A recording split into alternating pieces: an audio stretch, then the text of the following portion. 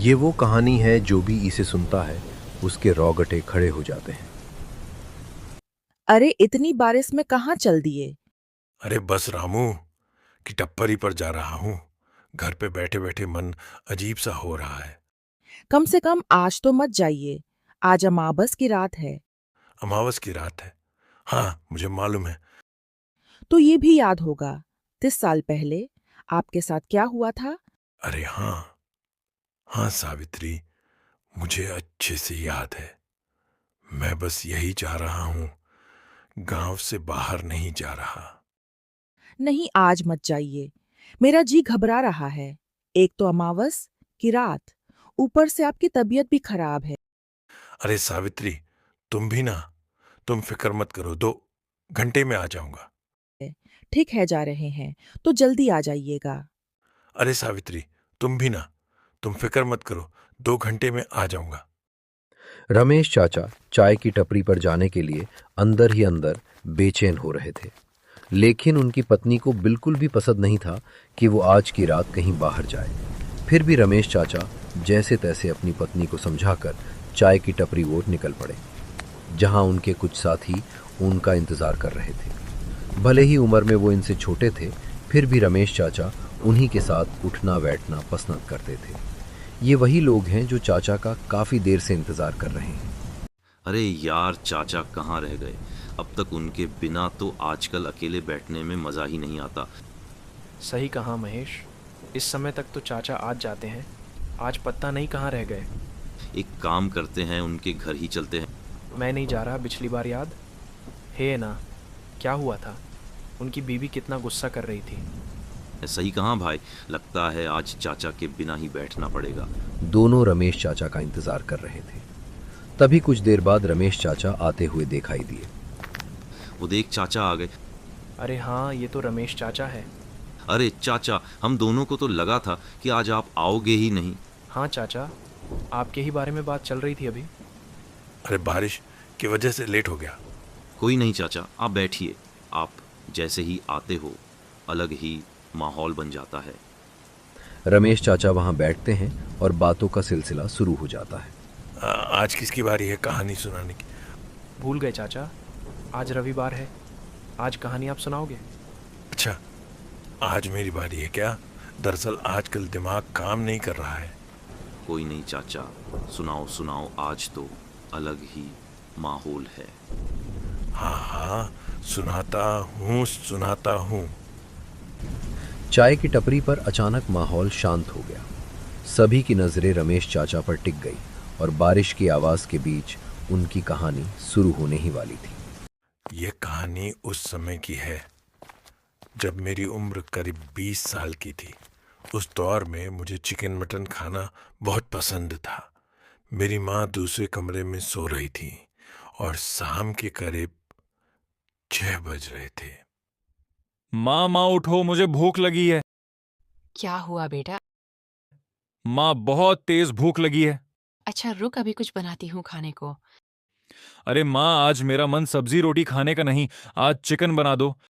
बेटा आज तो अमावस की रात है, आज के दिन मांस नहीं खाते। आज ही मन कर रहा है खाने का, बना दो ना। अरे बेटा कल खा लेना, आज रात को बाहर नहीं निकलते मांस लेने। माँ, मेरे स्कूल में कहते हैं ये सब अंधविश्वास होता है। अच्छा तुझे बड़ा पता है। माँ बनाओ, वरना आज मैं खाना नहीं खाऊंगा। ठीक है, जल्दी जा और जल्दी आ जाना। रुक, पैसा देती हूँ। रहने दो, मेरे पास पैसा है। ठीक है, और पहले कह देती हूँ, रास्ते में कहीं रुक मत जाना। जल्दी जा और जल्दी आ। ठीक है माँ।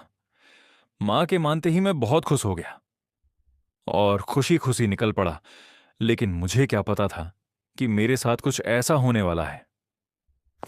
फरवरी का महीना था, हल्की हल्की ठंड पड़ रही थी और सर्दियां खत्म होने वाली थी। मैं गांव के रास्ते से चलता जा रहा था, ठंडी हवा चल रही थी। तभी रास्ते में मेरे स्कूल का एक साथी दिखाई दिया।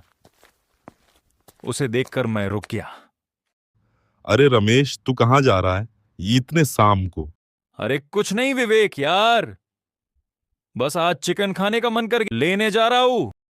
वाह भाई वाह, अपने भाई को नहीं खिलाएगा क्या? अरे भाई, कैसी बात कर रहा है, घर चल खिलाता हूं। अरे ना भाई ना, मैं तो मजाक कर रहा था। अरे स्कूल क्यों नहीं आया था आज? अरे यार, आज खेतों में कुछ काम था। पापा किसी काम से बाहर गए। अच्छा भाई। कल आऊंगा भाई। हाँ भाई, आ जाना कल। कल सभी बच्चों का आना जरूरी है। कल क्या है? भाई कल सर टेस्ट लेंगे, कल आना जरूरी है। अच्छा भाई, मैंने तो कुछ पढ़ा ही नहीं है। अरे भाई, मैंने कौन सा कुछ पढ़ा है? बताना किस चीज का टेस्ट लेंगे। मैं ये बात भूल गया था कि माँ मेरा घर पर इंतजार कर रही है। मैं विवेक के साथ बातों में लग गया और स्कूल के बारे में पूछने लगा। देखते देखते रात हो गई। ईश्वर, इतनी जल्दी रात हो गई। और क्या भाई, इन दिनों रात काफी जल्दी हो जाती है। चल ठीक है भाई, तुझे कल स्कूल में मिलता हूं। ठीक है भाई, कल स्कूल में मिलते हैं।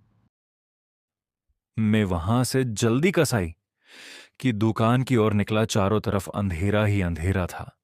मैं घबराने लगा था कि पता नहीं अब मां क्या बोलेंगी। धीरे धीरे ठंड का एहसास भी ज्यादा होने लगा था। जब मैं कसाई की दुकान पर पहुंचा तो देखा कि दुकान बंद हो चुकी थी। रात काफी हो चुकी थी। उस समय करीब रात के 8 बजे रहे थे।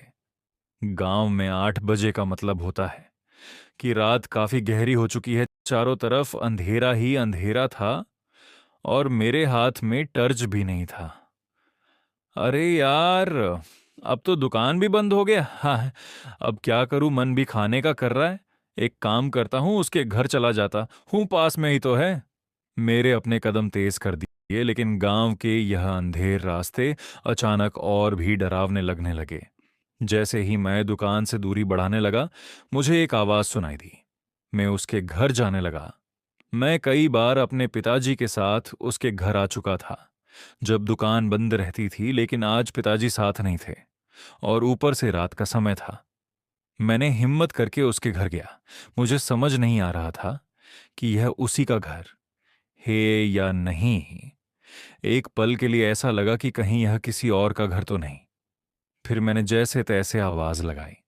कुछ देर बाद दुकान वाला चाचा बाहर निकल कर आए। कुछ देर तक वो मुझे ध्यान से देखते रहे, जैसे उनकी निगाहों में कुछ छुपा हुआ डर या चिंता थी। फिर वो मेरे पास आए। क्या हुआ बेटा? इतनी रात को क्यों आवाज लगा रहे हो? मुझे चिकन चाहिए था। अरे बेटा, इतनी रात को आए हो लेने? हाँ चाचा, बस लेट हो गया। अब क्या करूं, आपके दुकान से होकर आया हूं। अच्छा, वो तो मैंने 6 बजे ही बंद कर दिया था। तुम्हारे पिताजी कहाँ है? वो किसी काम के बाहर गए हैं। आएंगे तो बोल देना, एक बार आकर मुझसे मिले। ठीक है चाचा। बेटा, चिकन तो कटा हुआ नहीं है, बना हुआ है, मैं पैक करके लाता हूँ। अरे कोई नहीं चाचा, रहने दो। अरे बेटा, इतनी दूर आए हो, अब लेकर ही चले जाओ। तुम यही रुको, मैं लेकर आता हूँ। ठीक है चाचा। वो अंदर गए और मेरे लिए बना हुआ चिकन पैक करने लगे।